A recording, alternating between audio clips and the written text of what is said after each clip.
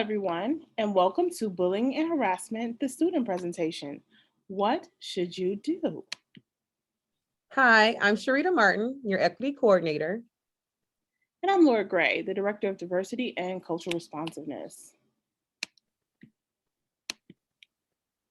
Today, Laura and I will go through our guidelines and procedures for bullying and harassment.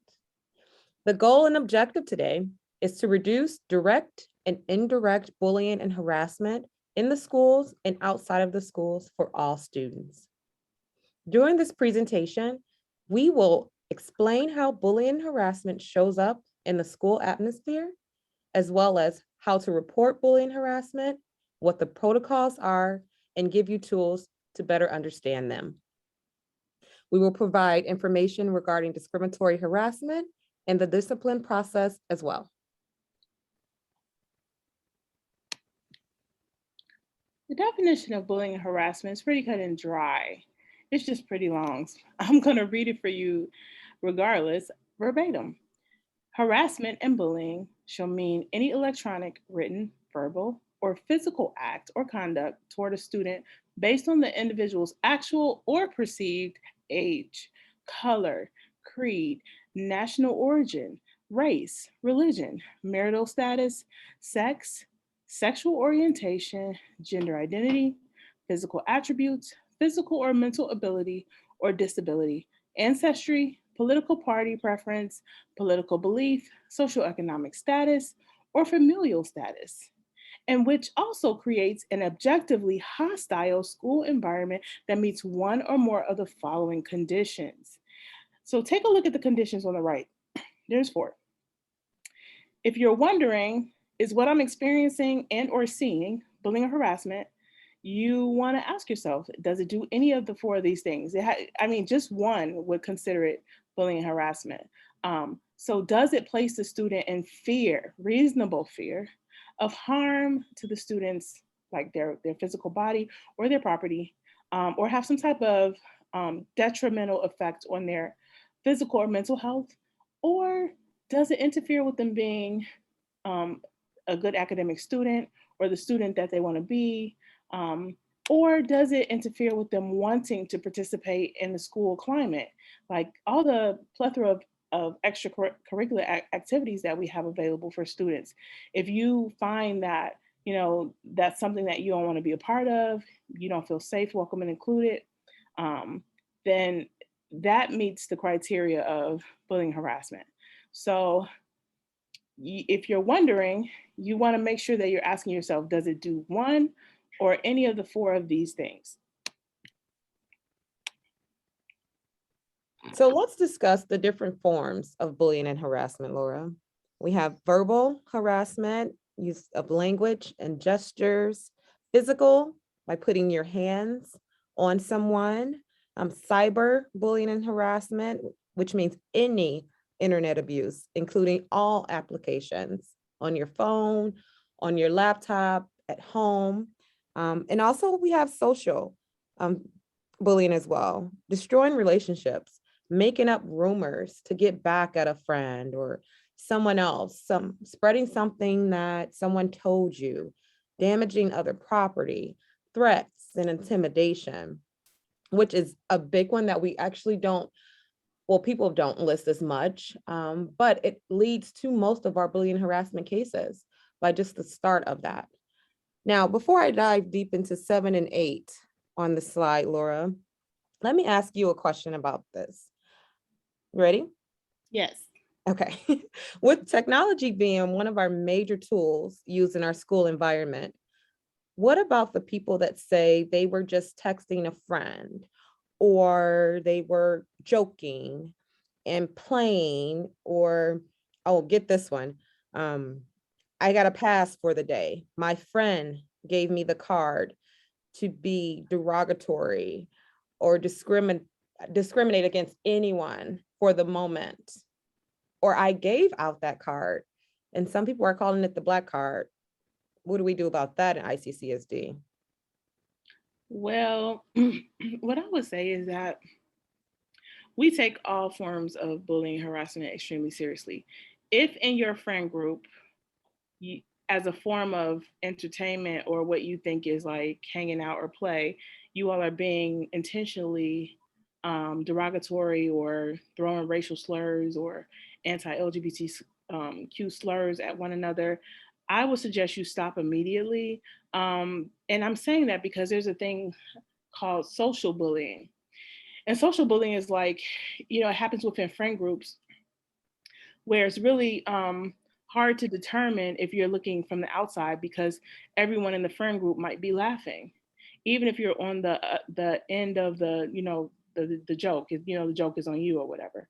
And so, what I would say is most times people who are being bullied or harassed aren't able to tell people to you know stop because they feel this way, or let them know that what they're saying is hurtful or harmful to them.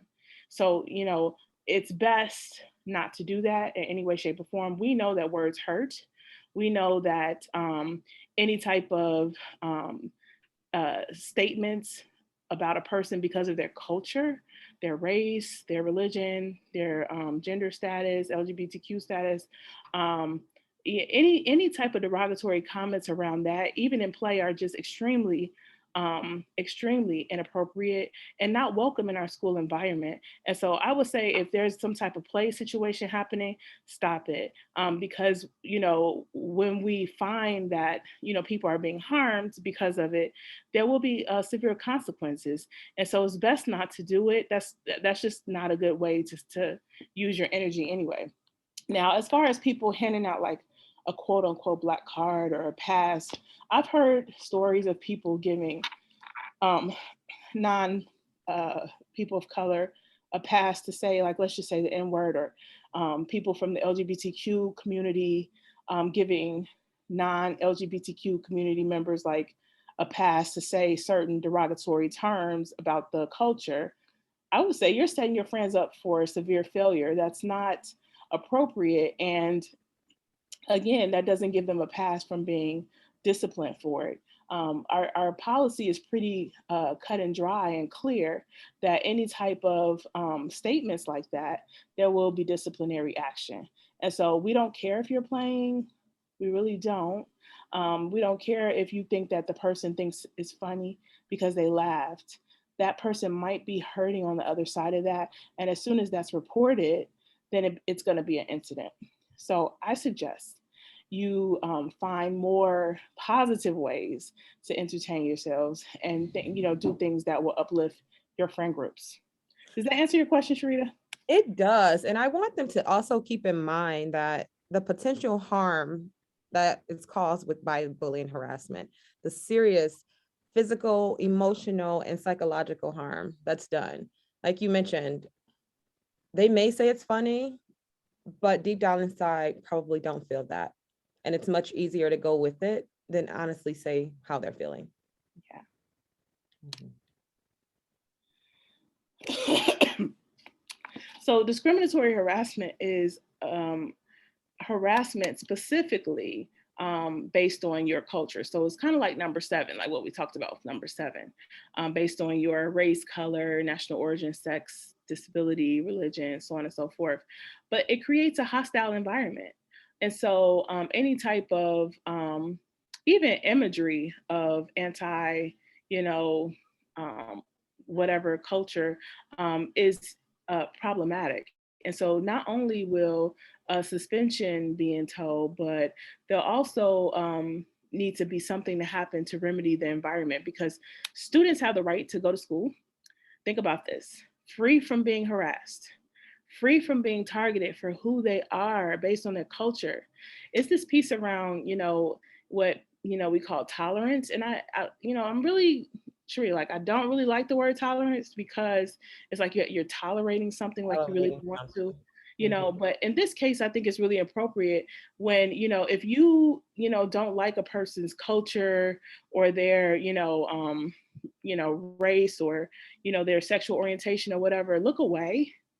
That's not then an open, door for you to harass that person or make make school, unbearable for that person. It's like, worry about yourself, tolerate it. look away, tolerate it, don't, worry about yourself, and, don't harass people because of that. That will get you in serious trouble. So, what should you do if you experience or witness bullying or harassment? And well, honestly, if you're experiencing it or witnessing it, if possible, and I'm saying if possible because there might be times when you're too afraid, or um, you know people might be intimidating, or you don't think it's safe, where you might not feel it's appropriate to say something. But I always think it's good to give the person the opportunity to stop. So you would try to say, you know what, I don't like when you call me that, or I don't like that. Stop. So give the person the opportunity to stop. If you're witnessing it, say, I see what you're doing. That's not cool. Stop. Right. The second piece is super important. We want you to report the behavior to a trusted staff member or administrator. If you don't report it, how can we know about it? We only can help assist in matters that are brought to our attention. So we need you to right away report it to a trusted staff member or administrator. And then number three is, allow administration time to engage in a formal investigation. And we're going to run through that process just so you know what the district is asking of your principals and deans when they receive a complaint about bullying or harassment. You know what? I want to reiterate that. Report the bullying and harassment. I see far too often, especially like in our elementary schools, where on the playground or in our secondary schools, in the cafeteria or the hallways, and you think I'll be teased, or I'll be picked on, or I'll be an outcast, or it'll happen more often. You will be supported. Um, Tell your parents, a trusted adult, we will help you. You will have help in handling the situation. You are not alone. And most importantly, I also want to add there, it's important not to bully back. Would you agree, Laura? Absolutely. And we're asking that you advocate and not retaliate. Mhm. Advocate, don't retaliate. And so we do want you to advocate for kindness. Respect is something that's hard to define because respect means something different to everyone. But most people are able to identify and acknowledge kindness when they see it or hear it. And so we're asking you that when you witness people deliberately being unkind, say something and try to advocate for their kindness.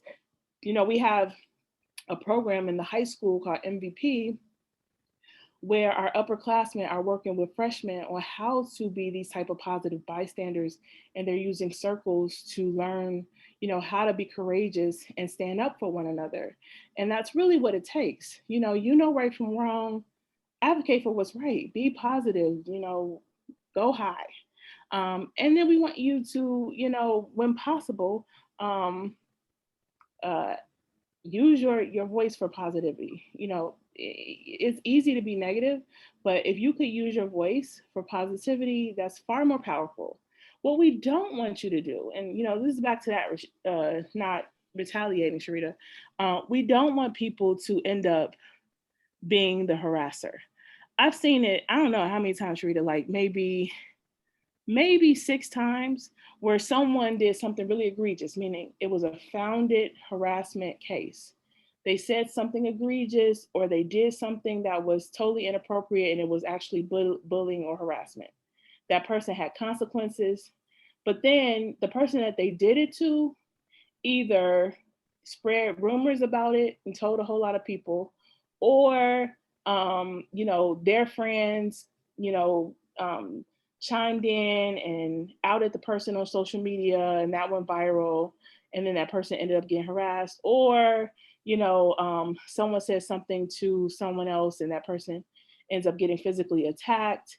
You want to make sure that you're not then turning into the harasser, because that also is a form of harassment. And so that's why we're asking that you not go and confront these people on your own, but that you use a trusted adult, especially if you're extremely upset about something. We want you to use allies instead of going to confront when you're extremely upset yourself, because that's going to end in some type of physical confrontation, and it's not going to be good. And so we want you to make sure that you're uh, able to walk away free from it. And when I say free from it, we want to make sure that we're able to discipline the people who need to be disciplined. And then we don't want to have to turn around and discipline the person, who was the victim at one point because they started to spread things and, get the other person harassed. So be sure not to allow your intentions, your positive intentions to advocate for what's right to turn into a bullying and harassment situation. Does that make sense? Do you want to add anything to that, Shrita? It does. It does. And I just wanted to add, yeah, like it may be very difficult, extremely difficult not to do it. But as the old saying goes, and you know about this, Lord, two wrongs don't make a right. And I'm Yes. sure you've heard that. And as Laura said, as calmly as you can to ask that person to stop, and if they can't, you find that trusted adult. We are here for you. Report the incident. So, what will we do with the bullying and harassment complaints we receive? We get this question all the time, and we want to be transparent about what happens when your principals or deans get the information. Yeah, so your principal and deans are the designated people to conduct the investigation. Your school counselors and SFA also may have a hand in collecting information, but the final determination comes from your principal and whether the bullying harassment complaint is founded or unfounded. And please trust, we take bullying harassment extremely seriously. And this document that you're seeing right now is our flow chart. This is the document that your deans and principals will process through the complaint with. It'll start with your report at step 1 and the conduct of the investigation in step 2. And then determining whether it's founded or unfounded. And then what we are asking of you is that communication piece. We want you to give your principals and deans time to conduct that investigation properly and get back to you with the communication on what's the next steps. Due to FERPA, the Family Educational Rights and Privacy Act, those of you that are not aware of that, we are not able to give out any information on students, including disciplinary actions that are given to them. I want you guys to trust and believe we take it seriously and things are being done properly. The next communication would actually be to develop the plan. Sorry about that. Go ahead. That's okay. No, you're fine. So everyone gets due process. A part of the plan could be, whether or not separation needs to happen, and that could happen early on, even before it's founded or unfounded, actually. But everyone gets due process. It's your right. It's your right to get due process.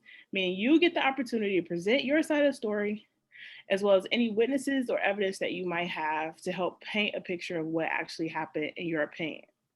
And so you get to know who's accusing you and the details around what they said happened. And, that's due process. And so make sure that if for whatever reason people are conducting a formal investigation, that you get due process. The possible consequences for founded bullying harassment cases can range from parent and student conferences, mandatory education, like in our, what is the name? Ripple Effects program. And that's only at the secondary level. In-school suspension, out-of-school suspension, or at, sometimes when it's really severe types of harassment, sexual harassment, hate speech that's violently threatening, police might get involved. So again, Sharita broke it down.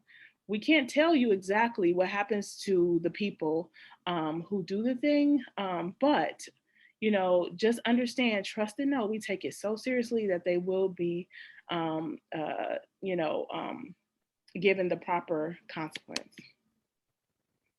Okay, so we're gonna run a quick recap through this video that we found, and you guys will actually have access, where your teachers and your principal will have access, as well as your counselors, to other videos to help you if you have questions as well. You can roll the video, Laura.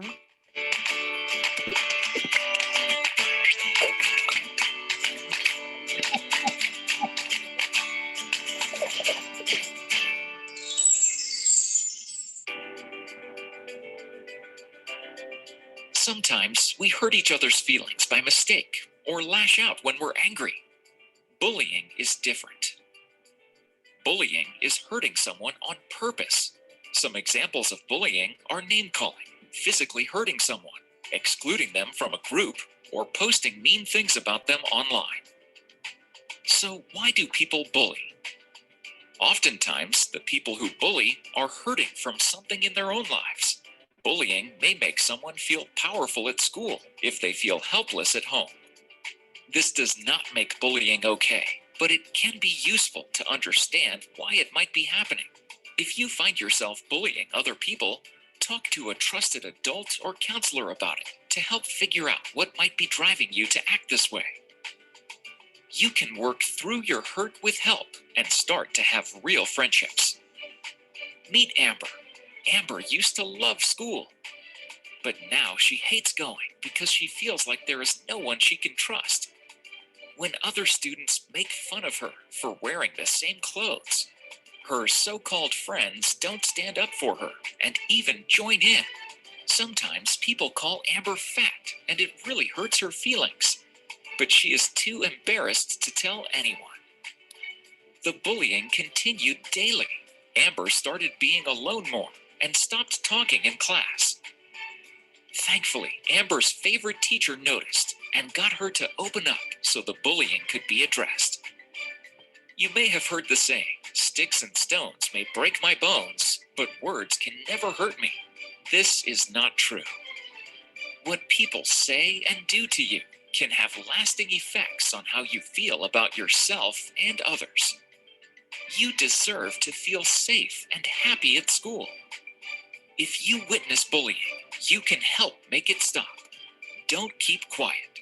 Reach out to the person being bullied by letting them know that you saw what happened. Tell an adult, or if you feel safe to do so, tell the bully to stop. If everyone works together, we can put an end to bullying.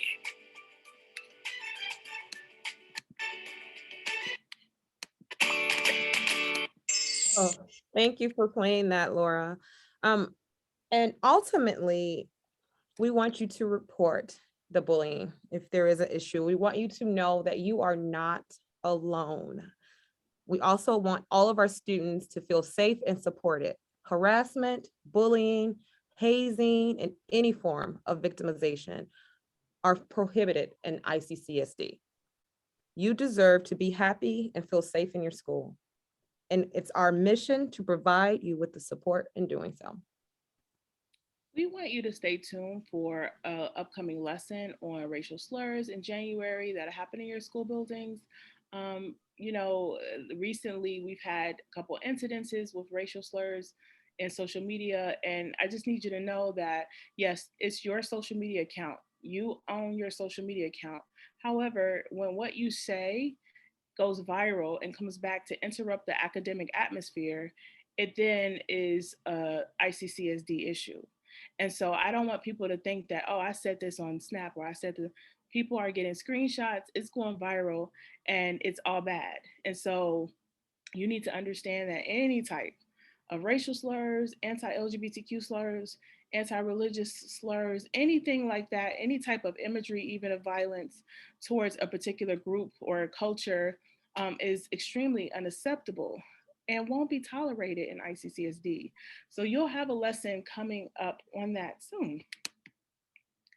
I also want to share our non-discrimination policy statement, which is available in all of your student handbooks and around our district. And it's the policy of Iowa City Community School District not to discriminate on the basis of race, color, national origin, sex, disability, religion, creed, age, marital status, sexual orientation, gender identity, and social economic status, and its educational programs and its employment practices. There is a grievance procedure for processing complaints of discrimination. If you have questions or grievance related to this policy, please contact me, Laura Gray, or Eric Howard. Um, and if you're unsure how to proceed or would like assistance in discussing your options, you may also contact Janet Parker, who's our ombuds. So yeah, student to student bullying, contact myself or Sharita Martin. And we just want to thank you so much. Thank you so much. Go be great, students. Be great. Be positive. Do well.